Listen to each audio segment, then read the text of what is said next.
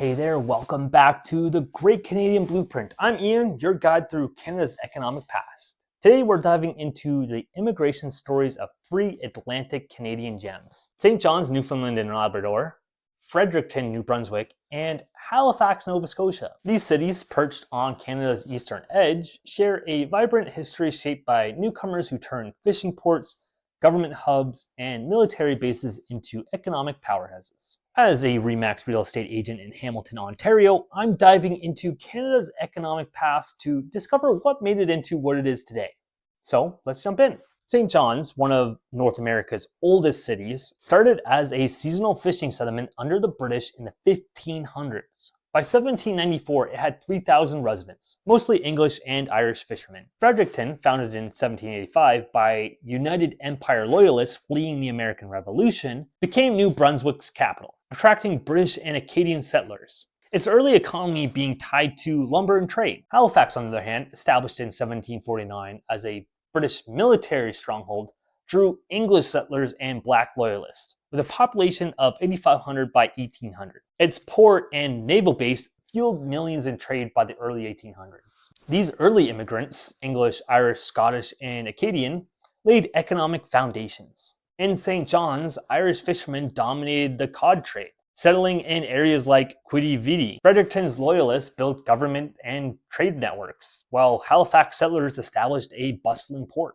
The 19th century brought a massive Irish influx, driven by the Great Famine, which happened from 1845 to 1852. In St. John's, the Irish population surged, making up 40% of its 30,000 residents by 1855. They powered the fishing industry, with cod exports hitting an estimated $4 million annually by the 1890s. Halifax saw a similar growth, with Irish immigrants settling in areas like Richmond, boosting the population to 25,000 people by 1861. Shipbuilding became a cornerstone, producing 100 wooden ships yearly by 1850, worth about $5 million. Fredericton, with a smaller population of 6,000 by 1851, attracted Irish and Scottish settlers who worked in lumber, generating an estimated $1 million annually by the 1870s. Other Europeans, like the Germans, Poles, and Italians, supporting manufacturing and trade. Fredericton's lumber mills and St. John's fish processing plants employed thousands, with immigrants filling 30% of jobs. The 20th century saw economic shifts and new immigration waves. St. John's faced a blow with the 1992 cod moratorium, slashing fish revenue. But the 1997 Hibernia oil field discovery sparked a $2 billion industry by 2000, attracting Europeans and Middle Eastern workers. Fredericton leaned into education and government, with the University of New Brunswick and St. Thomas University driving $500 million in economic activity by 1990. Halifax diversified into finance, education, and healthcare, with its port handling $10 billion in cargo by 2000. Post-1967, Canada's point-based immigration system brought South Asians, Filipinos, and Middle Easterns. In St. John's, Lebanese and Chinese immigrants opened their businesses, adding $50 million yearly by the 1980s. Fredericton's tech sector, boosted by the university, attracted Indian and Chinese professionals, contributing $100 million by 2000.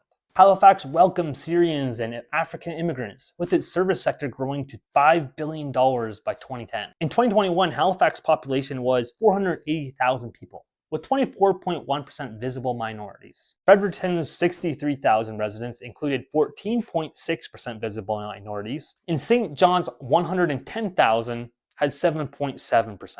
From Irish fishermen to modern tech workers, immigrants have fueled economies like St. John's oil and tourism, worth about $7 billion, as well as Fredericton's education and tech, worth about $3 billion, and Halifax port and services, worth an estimated $23 billion in 2023. So, what's next? How can these cities leverage immigration and boost economies while tackling housing issues? Share your thoughts below. Thanks for watching the Great Canadian Blueprint. Hit like and subscribe for our next dive into Canada's economic past.